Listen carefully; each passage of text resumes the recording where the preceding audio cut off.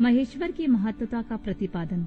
वायु देवता कहते हैं, महर्षियों, इस विश्व का निर्माण करने वाला कोई पति है जो अनंत रमणीय गुणों का आश्रय कहा गया है। वही पशुओं को पाश से मुक्त कराने वाला है। उसके बिना संसार की सृष्टि कैसे हो सकती है, क्योंकि पशु अज्ञानी और पाश अचेतन है। प्रधान परमाणु आदि जितने भी जड़ तत्व हैं, उन सब का कर्ता वह पति ही है। यह बात स्वयं समझ में आ जाती है। किसी बुद्धिमान या चेतन कारण के बिना इन जड़ तत्वों का निर्माण कैसे संभव है। पशु, पाश और पति का जो वास्तव में पृथक पृथक स्वरूप है, उसे जानकर ही ब्रह्मवेता पुरुष योनि से मुक्त होता है। क्षर और अक्षर ये दोनों एक दूसरे से संयुक्त होते हैं। पति या महेश्वर ही व्यक्ताव्यक्त जगत का भरण पोषण करते हैं। वे ही जगत को बंधन से छुड़ाने वाले हैं। भोक्ता, भोग और प्रेरक, ये तीन ही तत्व ज्ञान जानने योग्य हैं। विज्ञ पुरुष के लिए इनसे भिन्न कोई दूसरी वस्तु जानने योग्य नहीं है। सृष्टि के आरंभ से ही एक ही रुद्रदेव विद्यमान रहते हैं, दूसरा कोई नहीं होता। वे ही इस जगत की सृष्टि करके इसकी रक्षा करते हैं और अंत में सबका संहार कर डालते हैं। उनके सब ओर नेत्र हैं, सब ओर मुख हैं और सब ओर भुजाएं हैं और सब ओर चरण हैं। ये ही सबसे पहले देवताओं में ब्रह्मा जी को उत्पन्न करते हैं। श्रुति कहती है कि रुद्रदेव सबसे श्रेष्ठ महान ऋषि हैं।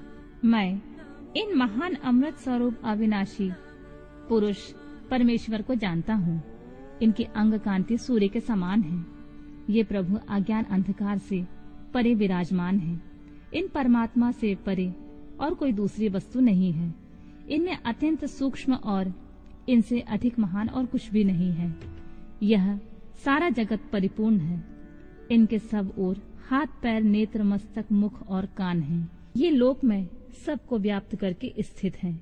ये संपूर्ण इंद्रियों के विषयों को जानने वाले हैं, परंतु वास्तव में सब इंद्रियों से रहित हैं।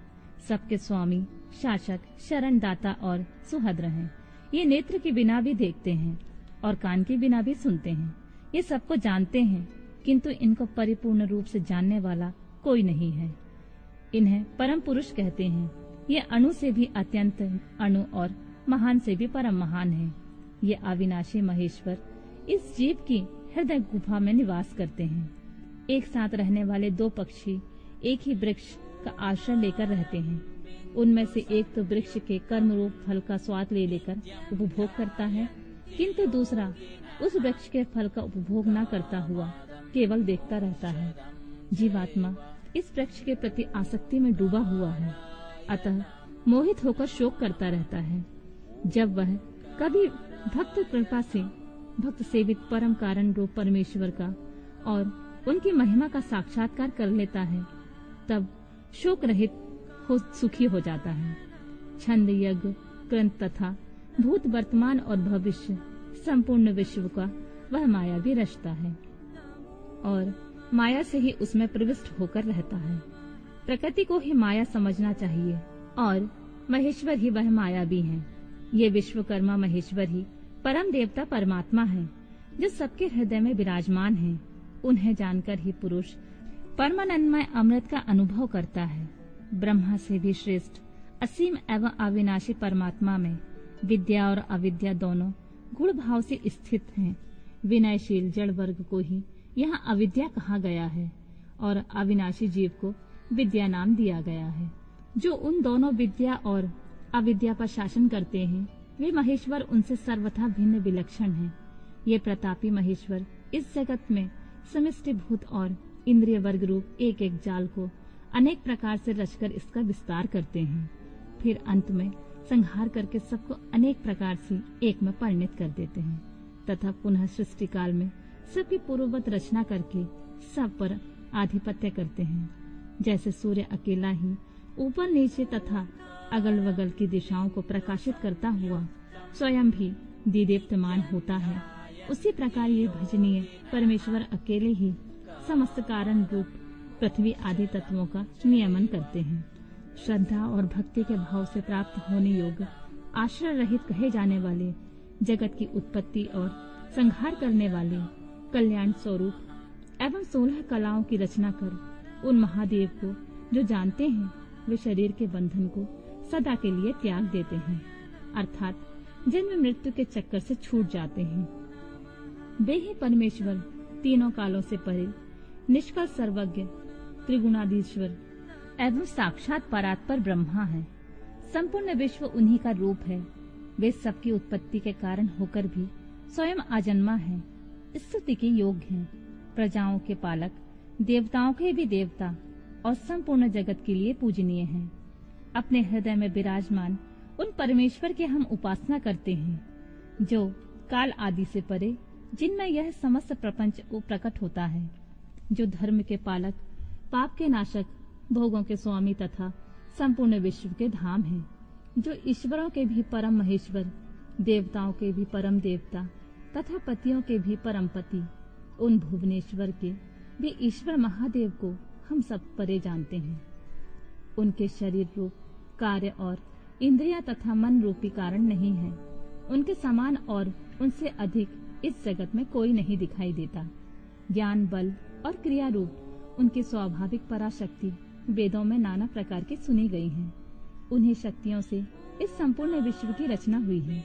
उनका ना कोई स्वामी है, ना कोई निश्चित चिन्ह है, ना उस पर किसी का शासन है। वह समस्त कारणों का भी कारण होता हुआ उनका अधीश्वर भी है। उनका न कोई जन्मदाता है, न जन्म है, न जन्म के माया मलादि हेतु ही है। वह एक ही संपूर्ण विश्व में समस्त भूतों में गुहा रूप से व्याप्त है। वह सभी भूतों की अंतरात्मा और धर्माध्यक्ष कहलाता है। वह सभी भूतों के अंदर बसा हुआ सबका दृष्टा, साक्षी, चेतन और निर्गुण है। वह एक है, वशी है, अनेकों विवश आत्मा निष्क्रिय पुरुषों को वश में रखने वाला है। वह नित्यों का नित्य, चेतनों का चेतन, वह एक है, कामना रहित है और बहुतों की कामना पूर्ण करने वाला ईश्वर है। सांख्य और योग अर्थात ज्ञान योग और निष्काम कर्म योग से प्राप्त करने योग सबके कारण रूप उन जगदीश्वर परमेश्वर को जानकर जीव संपूर्ण पाशों से मुक्त हो जाता है। वे संपूर्ण विश्व के दृष्टा, सर्वज्ञ, स्वयं ही अपने प्राकट्य के हेतु ज्ञान स्वरूप, काल के भी दृष्टा, संपूर्ण दिव्य गुणों से संपन्न, प्रकृति और जीवात्मा के स्वामी, समस्त गुणों के शासक तथा संसार बंधन से छुड़ाने वाले हैं। जिन परम देव ने सबसे पहले ब्रह्मा जी को उत्पन्न किया और स्वयं उन्हें वेदों का ज्ञान दिया, अपने स्वरूप विषयक बुद्धि को प्रसन्न करने वाले उन महेश्वर शिव को जानकर मैं इस संसार बंधन से छूटने के लिए उनकी शरण में जाता हूँ। यह वेदांत शास्त्र का परम गोपनीय ज्ञान है। पूर्व कल्प में मुझे इसका उपदेश किया गया था। मैंने बड़े सौभाग्य से ब्रह्मा जी के मुख से इस ज्ञान को पाया था। जो शम दम से रहित हो, उसे इस परम उत्तम ज्ञान का उपदेश नहीं देना चाहिए।